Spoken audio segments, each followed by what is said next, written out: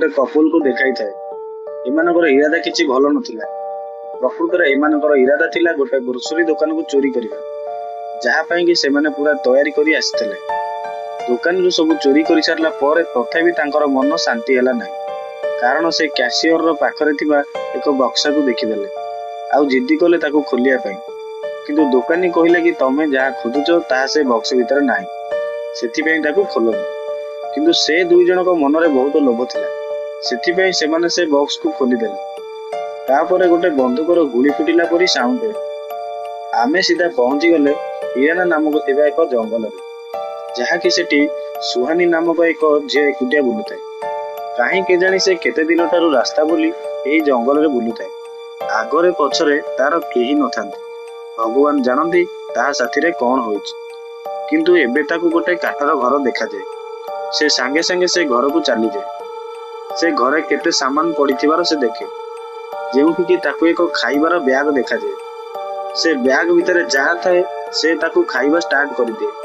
सेतिके बेले बाहर एक डरावनी आवाज सुनिबा को मिली थाए। ताकू एमिति लागे किए तो गोटे ता आड़ी चली चली आसुथे। से आवाज सुनी सोहनी गोटे बॉक्स पाखरे लुचि जाए। सेतिके बेले गोटे लोक से घर को आसे और ता हाथ रे गोटे कुराड़ी थाए। से तार खाइबार बैग उठाए और तापर सेठू चली जाए। सेतिके बेले बॉक्स पाखरे लुचि रहितबा सुहानी भाबे एठू ताको जल्दी खसी जिबा पाए। यह कही से जेतेबेले बाहर को जाए तार सेही कुराड़ी वाला लोक सहित धक्का होई जाए। से कुराड़ी धरिथिबा लोकटीर नाम थिला टॉम।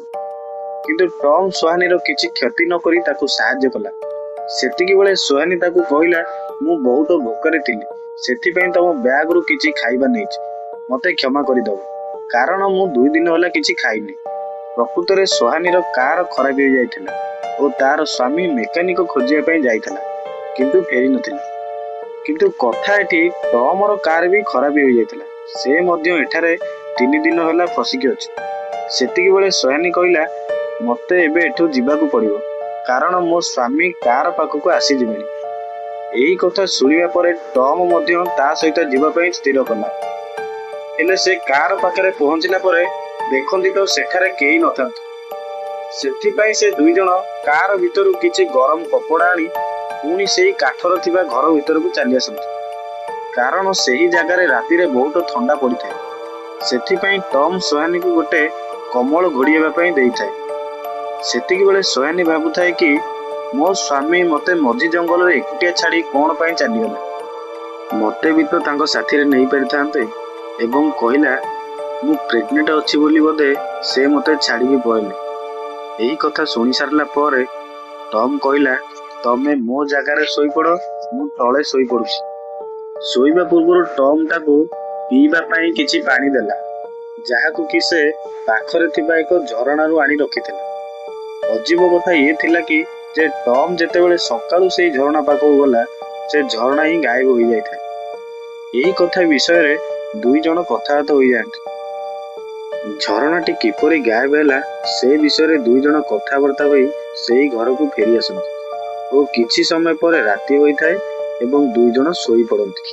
सोईबा समय रे सामंता को गोटे खराब स्वप्न आसिला, जहा द्वारा तार निद सकाळू जल्दी भांगी गला। और से जेतेबेले उठी देखे तो टॉम घरे नथिला। से टॉम को खोजिया पई घरू बाहर गला, हेले टॉम को न पाई से गोटे धला चुटी थिबा झियो को बेस होई पड़िथिबार देखिला। संगे संगे से ताको तांकर सेही काठर घर भितर को नहीं आसिला। सेही समय रे टॉम तार निज गाड़ी रो किछि पेट्रोल काढुथिला, जहा द्वारा कि से सेही पेट्रोल को सुहानी गाड़ी रे पकाई सेठारु जाई परिबे। एपटे सेही धला चुटी थिबा झियोटीर होश आसिला, जहार नाम जोडी थिला। जोडी भाबिला सुहानी गोटे भल झियो नुहे, किंतु सुहानी तार सबु असुविधा विषय कहला, हेले से ता उपरे विश्वास कला नाही। एही समय रे से रागिकी से घरू पळेला। एही समय रे टॉम पेट्रोल नेकी आसुथाए। सेतिक बेले दुईटी गुली फुटिबार साउंड हैला। सेही साउंड सुनी टॉम एते डरी गला जे ता हाथरू से पेट्रोल कैन टी गली पड़िला। से चारिआडे देखिला ता आख पाखरे किए अछि बोधे, किंतु सेठारे से काहाको न पाई से घर को चली गला। से गोटे अजଣା झियो को सुहानी सह देखिला, जे कि जोडी थिला। जोडी कहिला कि तार बॉयफ्रेंड सहित तार झगड़ा हो जाइछि, सेथि पई से मते एका करी ए जंगल रे छाड़ी की पळैछि। मते घर को जिबाकू पड़ियो। ସେହି ସମୟରେ ଟମ୍ ଜୋଡିକି କହିଲା, ତମେ ଆମ ସହ ରୁହ, ଆମକୁ ଏଠୁ ଯିବା ପାଇଁ ସାହାଯ୍ୟ କର। ଏବଂ ଜୋଡି ସେମାନଙ୍କ କଥାରେ ରାଜି ହୋଇଗଲା। ଏମିତି ରହୁ ରହୁ ସୁହାନି ଏବଂ ଜୋଡି ମଧ୍ୟରେ ବନ୍ଧୁତା ହେଇଗଲା। କିନ୍ତୁ ଟମ୍ ଭାରି ଟେନସନରେ ରହିଥିଲା, କାରଣ ସେ ଯୁଆଡେ ବି କିଛି ଖୋଜିବାକୁ ଯାଉଥିଲା ସେ ପୁଣି ସେଇ କାଠର ଘର ପାଖରେ ପହଞ୍ଚି ଯାଉଥିଲା। ଟମ୍ ଏହି ମ୍ୟାଜିକାଲ ଜିନିଷ ନୋଟିସ କରି ସୁହାନି ଏବଂ ଜୋଡିଙ୍କୁ କହିଲା, ଏ ଜାଗା ଭଲ ଜାଗା ନୁହେଁ, ତୁରନ୍ତ ଆମକୁ ଏଠୁ ଚାଲିଯିବାକୁ ପଡିବ। ସେହି ସମୟରେ ଟମ୍ ସେ ଦୁଇ ଜଣଙ୍କୁ ପଚାରିଲା, ତମେ ଦୁଇ ଜଣ ଏ ଜଙ୍ଗଲକୁ କ'ଣ ପାଇଁ ଆସିଥିଲ? ମୋତେ ଏ ଜଙ୍ଗଲ ବିଷୟରେ କିଛି କୁହ। ଏହି ସମୟରେ ସୁହାନି କହିଲା, ମୋର ସ୍ୱାମୀ କହୁଥିଲେ ଏ ଜାଗାର ନାମ ନ୍ୟୁ ହାବାସ ଏବଂ ଜୋଡି କୁହେ ଏ ଜାଗାର ନାମ ଟୋଟାକୋଟା। ଏହି ଦୁଇ ଜଣଙ୍କ କଥା ଶୁଣିବା ପରେ ଟମ୍ ଜାଣିଗଲା ଯେ ଏ ଜାଗା ଭଲ ଜାଗା ନୁହେଁ।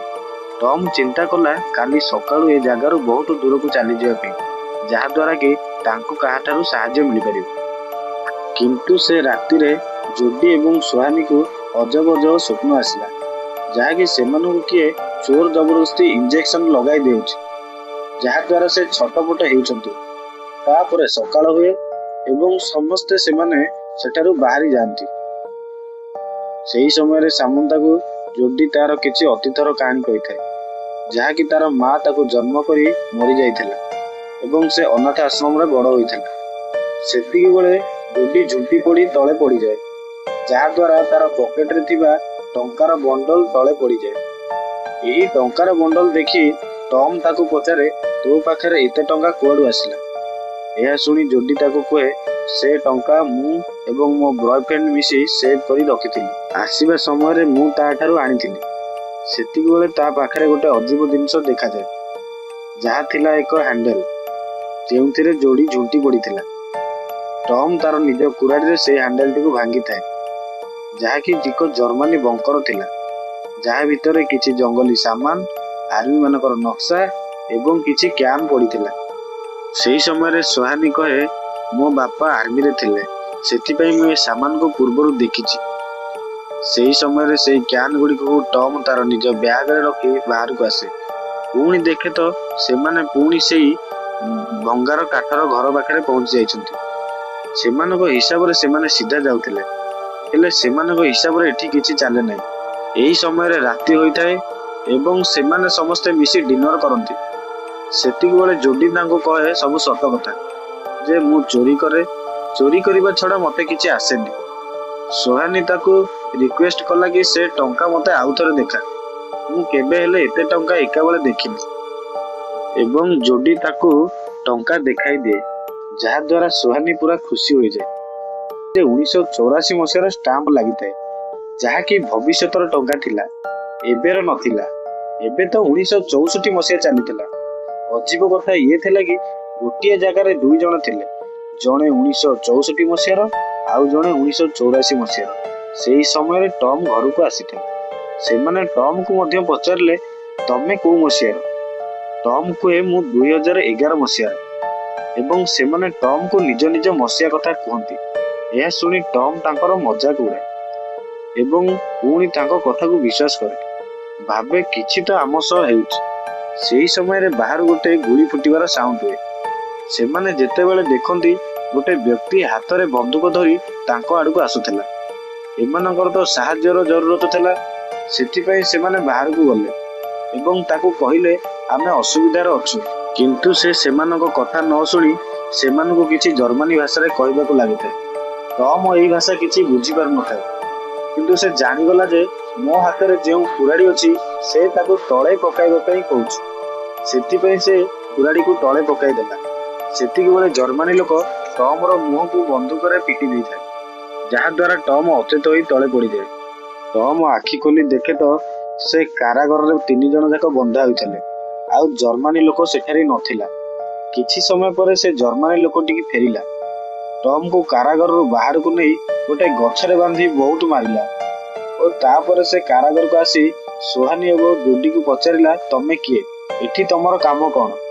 ସେତିକିବେଳେ ସୁହାନି ଜର୍ମାନୀ ଲୋକଟିର ବେକରେ ଥିବା ଲକେଟଟିକୁ ଦେଖିଲା। ଜର୍ମାନୀ ଲୋକଟିର ବେକରେ ପଡ଼ିଥିବା ଲକେଟକୁ ଦେଖି କହିଲା, ସେହି ଲକେଟରେ ଯେଉଁ ଫଟୋ ଅଛି ସେ ହେଉଛି ମୋ ମା। ଧୀରେ ଧୀରେ ସ୍ଥିତି ବିଗିଡ଼ିବାକୁ ଲାଗିଲା ଓ ସେହି ସମୟରେ ସୁହାନି ଟମ୍କୁ ପଚାରିଲା, ତମ ପାଖରେ ଏଇଭଳି ଲକେଟ ଅଛି କି? କିନ୍ତୁ ଟମ୍ ମନା କରିଥାଏ। ଭିତରେ ଭିତରେ ଟମ୍ ତାର ନିଜ ହାତର ରସି ଖୋଲି ଦେଇଥାଏ, ଯାହାକି ଜର୍ମାନୀ ଲୋକଟିକୁ ଜଣା ନଥିଲା। କିଛି ସମୟ ପରେ ଜର୍ମାନୀ ଲୋକ ଦେଖେ ତ ସେ 3 ଜଣଙ୍କୁ ଯେମିତି ବାନ୍ଧି ରଖିଥିଲା ସେ ନିଜେ ସେହିପରି ବନ୍ଧା ହୋଇଛି। ସେହି ସମୟରେ ସୁହାନୀ ଟମ୍କୁ କହିଲା କି ସେ ଜର୍ମାନୀ ଲୋକଟିର ବେକରେ ଯେଉଁ ଲକେଟ ଅଛି ସେ ମୋ ମାର ଲକେଟ। କିନ୍ତୁ ଟମ୍ ମାନିବାକୁ ନାରାଜ। ଯେତେବେଳେ ଜୁଡି କହିଲା କି ସେ ଲକେଟରେ ଯେଉଁ ଫଟୋ ଅଛି ମୋ ନାନୀର, ସେତେବେଳେ ଟମ୍ର ହୋସ୍ ଉଡ଼ିଗଲା। ସେତିକିବେଳେ ସୁହାନୀ କହିଲା ସେ ଜର୍ମାନୀ ଲୋକ ମୋର ବାପା। ସୁହାନୀ ଜୁଡିକୁ ତାର ଜନ୍ମଦିନ ପଚାରିଲା। ଜୁଡି କହିଲା ମୋ ଜନ୍ମ ତାରିଖ 3 ଜୁନ 1964, ଯେଉଁଦିନ ମୋର ମା ମୃତ୍ୟୁବରଣ କରିଥିଲା। ଏହିସବୁ କଥା ଶୁଣି 3 ଜଣ ପୁରା ଆଶ୍ଚର୍ଯ୍ୟ ହୋଇଗଲେ। ଯେତେବେଳେ ସୁହାନୀ ଜାଣିଲା ତାର ହଜବେଣ୍ଡ ଯୁଦ୍ଧରେ ମରିଯାଇଛି, ସେ ଭାରି ଦୁଃଖୀ ହୋଇ ଏକୁଟିଆ ବସି କାନ୍ଦିବାକୁ ଲାଗିଲା। ସେହି ସମୟରେ ଟମ୍ ଜୁଡିକୁ କହିଲା ମୋ ମା ଜଣେ ଚୋରଣୀ ଥିଲା। କିନ୍ତୁ ଜୁଡି ଏକଥା ବିଶ୍ୱାସ କଲାନି, କାରଣ ଟମ୍ ପାଖରେ ସେମିତି କିଛି ପ୍ରମାଣ ନଥିଲା। କିନ୍ତୁ ଟମ୍ କହୁଥିଲା ସେ ଯେଉଁ ଲକେଟ ବିଷୟରେ କଥାବାର୍ତ୍ତା ହେଉଛନ୍ତି ସେ ଲକେଟ ମୋ ଘରେ ଅଛି, ଏବଂ କହିଲା ମୋ ବାପା ବୋଉ ସହରର ସବୁ ବଡ଼ ବଡ଼ ଦୋକାନ ଚୋରି କରନ୍ତି, କିନ୍ତୁ ଗୋଟେ ଦିନ ମୋ ମମ୍ ମୋ ଡାଡ୍ଙ୍କୁ ମାରିଦେଲା। ଏହି ଅପରାଧରେ ମୋ ମମ୍କୁ ଫାଶୀ ଦିଆଯାଇଥିଲା। ଏହିସବୁ କଥା ଜୁଡିକୁ ବାଧିଲା ଏବଂ ସେ ସେହି ଘରୁ ଚାଲି ଆସିଲା। ଏହି ସମୟରେ ଦେଖିଲା ତାର ମା ବାହାରେ ମନ ଦୁଃଖ କରି ବସିଛି, ଯିଏକି ସୁହାନୀ ଥିଲା। ସୁହାନୀ ଯେତେବେଳେ ଜାଣିଲା କି ମୁଁ ମୋ ଝିଅକୁ ଜନ୍ମ କରି ମରିଯିବି, ତାକୁ ବହୁତ ଦୁଃଖ ଲାଗିଲା। କିନ୍ତୁ ତାକୁ ଆଉ ଗୋଟେ କଥା ଖୁସି କରୁଥିଲା ଯେ ତା ଝିଅର ଦେଖାଶୁଣା ତାର ଜେଜେ ଏବଂ ଜେଜେମା କରିବେ। କିନ୍ତୁ ସେତିକିବେଳେ ଜୁଡି କହିଲା କି ଜେଜେ ଏବଂ ଜେଜେମା ମୋ ଉପରେ ବହୁତ ଅତ୍ୟାଚାର କରୁଛନ୍ତି, କେବେ ବି ମୋତେ ଖାଇବାକୁ ଦିଅନ୍ତି ନାହିଁ। ସେଥିପାଇଁ ମୁଁ ପିଲାବେଳୁ ଘର ଛାଡ଼ି ପଳେଇ ଆସିଛି। ସେହି ସମୟରେ ସୁହାନୀ ସେ ଘର ଭିତରକୁ ଆସି ସେ ଜର୍ମାନୀ ଲୋକଟିର ହାତ ଖୋଲିଦିଏ ଏବଂ ତାକୁ ମୁକ୍ତ କରିବାକୁ ଲାଗେ। ଠିକ୍ ସେତିକିବେଳେ ଟମ୍ ସେଠାକୁ ଆସି ସେ ଲୋକଟିକୁ ମୁକ୍ତ କରିବା ପାଇଁ ମନା କରିଦିଏ, କାରଣ ସେ ଲୋକ ମୁକ୍ତ ହୋଇଗଲେ ବହୁତ ଖତରନାକ ହୋଇପାରେ। କିନ୍ତୁ ସୁହାନୀ କହିଲା ମୋର ମୋ ବାପା ଉପରେ ପୁରା ଭରସା ଅଛି, ସେ ଆମର କିଛି କରିବେନି। ଏହା କହି ସୁହାନୀ ତାର ବାପାର ହାତ ଖୋଲିଦେଲା। ହାତ ଖୋଲିବା ମାତ୍ରେ ସେ ଲୋକ ତାର ବନ୍ଧୁକ ନେଇ ସେଠାରୁ ଚାଲିଗଲା। ପୁଣି ସେହି ସମୟରେ ସୁହାନୀକୁ ସେହି ଭୟାନକ ସ୍ୱପ୍ନ ହେଲା, ଯେଉଁଥିରେ କି ସେ ପ୍ରେଗନେଣ୍ଟ ଥିବା ଅବସ୍ଥାରେ ତାର ସ୍ୱାମୀ ଯୁଦ୍ଧ ଲଢ଼ୁଥିଲା ଏବଂ ଆମ୍ବୁଲାନ୍ସ ଲେଟ୍ରେ ତାଙ୍କ ଘରେ ପହଞ୍ଚିଥିଲା, ଯାହାଦ୍ୱାରା ସୁହାନୀ ଜୁଡିକୁ ଜନ୍ମ କରି ମରିଯାଇଥିଲା। ଠିକ୍ ସେହି ସମୟରେ ଜୁଡିକି ଫାଶୀ ପାଇବାର ଦିନ କଥା ମନେ ପଡ଼ିଲା ଓ ଟମ୍କୁ ମଧ୍ୟ ନିଜକୁ ଗୁଳି କରି ମାରିବାର ସ୍ୱପ୍ନ ଆସିଲା ଏବଂ 3 ଜଣ ଜାଣିଗଲେ ଖୁବ୍ ଶୀଘ୍ର ସେମାନଙ୍କର ମୃତ୍ୟୁ ହେବ ବୋଲି। ପୁଣି କେମିତି ମରିବେ ମଧ୍ୟ ଜାଣିସାରିଥିଲେ। କିନ୍ତୁ ଏବେ ସେମାନେ ବଞ୍ଚିଛନ୍ତି। ସେମାନେ ଚାହିଁଲେ ତାଙ୍କର ନିଜର ଅତୀତକୁ ବଦଳାଇ ଦେଇପାରିବେ। ସେଥିପାଇଁ ଟମ୍ ତାଙ୍କୁ ସେହି ଜଙ୍ଗଲ ଭିତରେ ଥିବା ବୋଙ୍କର ପାଖକୁ ନେଇଗଲା, କାରଣ ଟମ୍ ଜାଣିଥିଲା ଯେ ଏହି ସବୁର ଆରମ୍ଭ ହାନ୍ସ ମ୍ୟାନ୍ ଠାରୁ ଆରମ୍ଭ ହେବ। ପ୍ରଥମେ ତାକୁ ରୋକିବାକୁ ପଡ଼ିବ। ସେତିକିବେଳେ ସୁହାନୀ କହିଲା ମୋ ବାପାଙ୍କ ମୃତ୍ୟୁ 14 ମଇ ପୋଲାଣ୍ଡ ଦେଶରେ ହୋଇଥିଲା। ଆଜି ମଧ୍ୟ 14 ମଇ ହୋଇଥାଏ। ସେମାନେ ଯେଉଁ ଜାଗାରେ ବର୍ତ୍ତମାନ ଅଛନ୍ତି ସେ ଜାଗା ମଧ୍ୟ ପୋଲାଣ୍ଡ ଦେଶ।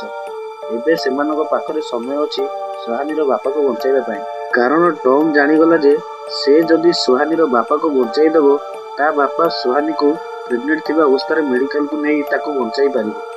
ସେହି ସମୟରେ ସେମାନେ ହାନ୍ସମ୍ୟାନ୍ଙ୍କୁ ଖୋଜିବାକୁ ବାହାରିଗଲେ। ହେଲେ ହାନ୍ସମ୍ୟାନ୍ ସେଠୁ ଯାଇ ଏକ ଭଙ୍ଗା ଘରେ ରେଡ଼ିଓ ତିଆରି କରୁଥିଲା। ସେହି ସମୟରେ ସୁହାନୀ ହାନ୍ସମ୍ୟାନ୍ଙ୍କୁ ସେହି ଏୟାର ଷ୍ଟ୍ରାଇକ୍ ବିଷୟରେ କହିଲା, କିନ୍ତୁ ସେ ନ ଶୁଣି ସେଠାରୁ ଚାଲିଯିବାକୁ ଚେଷ୍ଟା କଲା। ସେତିକିବେଳେ ଟମ୍ ହାନ୍ସମ୍ୟାନ୍ଙ୍କୁ ଦେଖିବାକୁ ବହୁତ ଚେଷ୍ଟା କରେ। ତାଙ୍କର ସେହି ଝଗଡ଼ା ସମୟରେ ଗୋଟେ ବଡ଼ ଭୁଲ ହୋଇଯାଏ, ଯାହାଦ୍ୱାରା ହାନ୍ସମ୍ୟାନ୍ ଏକ ଗୁଳି ମାରିଦିଏ, ଯାହାକି ଜୁଡିକୁ ଲାଗିଥାଏ। ହାନ୍ସମ୍ୟାନ୍ ସେଠାରୁ ପଳାଇ ଯାଇଥାଏ।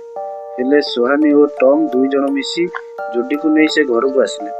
ହେଲେ ଟମ୍ ପୁରା ଚିନ୍ତାରେ ପଡ଼ିଯାଇଥିଲା, କାରଣ ଆଜି ଯଦି ଜୁଡି ମରିଯିବ ସେ କେବେ ବି ଜନ୍ମ ହୋଇପାରିବନି। ମୋତେ ଯେମିତି ହେଲେ ଜୁଡିକୁ ବଞ୍ଚାଇବାକୁ ପଡ଼ିବ। ଏହା କହି ହାନ୍ସମ୍ୟାନ୍ଙ୍କୁ ଖୋଜିବାକୁ ସେ ସେଠାରୁ ଚାଲିଗଲା। ସେତିକିବେଳେ ସୁହାନୀ ତାର ଝିଅ ଜୁଡିକୁ ବଞ୍ଚାଇବା ପାଇଁ ପୁରା କୋସିସ କରୁଥାଏ। ଏଥିପାଇଁ ତ ଭଗବାନ କେବେ ବି କାହାର ଅତୀତକୁ ବଦଳାଇବା ପାଇଁ ଶକ୍ତି ଦେଇନଥାନ୍ତି, ନହେଲେ ସେ ପ୍ରକୃତିର ସବୁ ନିୟମ ଭାଙ୍ଗି ଦେଇଥାଏ। ଏପଟେ ଟମ୍ ହାନ୍ସମ୍ୟାନ୍ଙ୍କୁ ଖୋଜିବା ପାଇଁ ଗଲା, ହେଲେ ତାକୁ ଧରିପାରିଲା ନାହିଁ। କିନ୍ତୁ ହାନ୍ସମ୍ୟାନ୍ ଯୁଆଡ଼େ ବି ଯାଉଥିଲା ସେ ପୁଣି ସେହି କାଠର ଘର ପାଖରେ ଆସି ପହଞ୍ଚି ଯାଉଥିଲା। ଟମ୍ ମଧ୍ୟ ସେହି କାଠର ଘର ପାଖରେ ଆସି ପହଞ୍ଚି ଯାଉଥିଲା। ଏପଟେ ହାନ୍ସମ୍ୟାନ୍ ଟମ୍ ଉପରେ ରାଗି ଯାଇ ଗୁଳି ଫୁଟାଇ ଦେଲା, ହେଲେ ଗୋଟେ ବି ଗୁଳି ଟମ୍ ଦେହରେ ବାଜିଲା ନାହିଁ, କାରଣ ଟମ୍ର ବି ବର୍ତ୍ତମାନ ଶେଷ ହେବାରେ ଲାଗିଛି। ଏପଟେ ଯେମିତି ଜୁଡିର ଆତ୍ମା ଛାଡ଼ିବାରେ ଲାଗିଛି, ସେପଟେ ସେମିତି ଟମ୍ର ଅସ୍ତିତ୍ୱ ମଧ୍ୟ ସରିବାରେ ଲାଗିଛି। ଏହି ସବୁକୁ ଦେଖି ସୁହାନୀ ତା ବାପା ଉପରେ ପୁରା ଜୋରସେ ରାଗିଗଲା ଏବଂ କହିଲା, ତୁମେ ତୁମ ଅତୀତ ସହିତ ତମ ପିଲାମାନଙ୍କର ଭବିଷ୍ୟତ ମଧ୍ୟ ଶେଷ କରିବାରେ ଲାଗିଛ।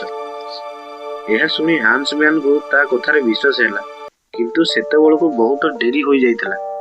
ସେହି ସମୟରେ ଆକାଶରୁ ରଷିଆର ଏୟାରପ୍ଲେନ୍ରୁ ବମ୍ ପଡ଼ିବା ଆରମ୍ଭ ହୋଇଥିଲା, ଯେଉଁଥିରେ ସୁହାନୀ ଘାୟଲ ହୋଇଯାଇଥିଲା, କିନ୍ତୁ ତାର ବାପା ତାକୁ ଆଣି ସେହି ଜର୍ମାନୀ ବଙ୍କର ଭିତରେ ସେଭ୍ କରି ରଖିଥିଲା, ଯାହାଦ୍ୱାରା ଦୁଇ ଜଣ ବଞ୍ଚିଗଲେ। ତାପରେ ଦେଖିବାକୁ ମିଳିଲା ଯେ ଜୁଡି ପୁଣି ସେହି ଗ୍ରୋସରୀ ଦୋକାନରେ ପହଞ୍ଚିଥାଏ, ହେଲେ ଗୋଟେ ନୂଆ ଢଙ୍ଗରେ, ଗୋଟେ ଅମିରି ଘରର ଝିଅ ଏବଂ ପଢ଼ା ଲେଖା ଝିଅ ହୋଇ। ସେ ଯେତେବେଳେ ସେ ଗ୍ରୋସରୀ ସପ୍ରୁ ବାହାରକୁ ଆସେ ତ ତାର ନଜର କେବିନ୍ ଉପରେ ପଡ଼ିଥାଏ, ଯିଏକି ତାର ଆଉ ଏକ ଗର୍ଲଫ୍ରେଣ୍ଡ ସହିତ ସେହି କାମ କରିବାକୁ ଆସିଥାଏ। ଟମ୍ କେବେ ବି ଜନ୍ମ ହେବନି, କାରଣ ଜୁଡି କେବିନ୍ କେବେ ଏକାଠି ହୋଇନାହାନ୍ତି। ଏହା ଏଥିପାଇଁ ହେଲା କି ସୁହାନୀ ତା ସ୍ୱାମୀର ଅସ୍ଥି ନେଇ ତାକୁ ଗଙ୍ଗାରେ ସମ୍ମାନର ସହିତ ଶ୍ରଦ୍ଧାଞ୍ଜଳି ଦେଇଥାଏ। ଏପଟେ 1964 ମସିହାରେ କେବିନ୍ ତାର ନୂଆ ଗର୍ଲଫ୍ରେଣ୍ଡ ସହିତ ପୁଣି ସେହି ଗ୍ରୋସରୀ ଦୋକାନକୁ ଚୋରି କରିସାରି ସେହି ବାକ୍ସକୁ ଖୋଲିବା ପାଇଁ ଜିଦି କରନ୍ତି, ହେଲେ ପୁଣି ଦୋକାନୀ ସେହି ବାକ୍ସକୁ ଖୋଲିବା ପାଇଁ ମନା କରେ, କାରଣ ସେ ଜାଣିଥାଏ ଯେ ଏମାନେ ଯଦି ପୁଣି ସେହି ବାକ୍ସକୁ ଖୋଲିବେ ଟାଇମ୍ ଲାଇନ୍ରେ ଫସି ବହୁତ ହଇରାଣ ହେବେ, ପୁଣି କିଛି ବଦଳେଇ ପାରିବେ ନାହିଁ। ଏହି ସୁନ୍ଦର କାହାଣୀ ଆମର ଏଇଠି ଶେଷ ହେଲା।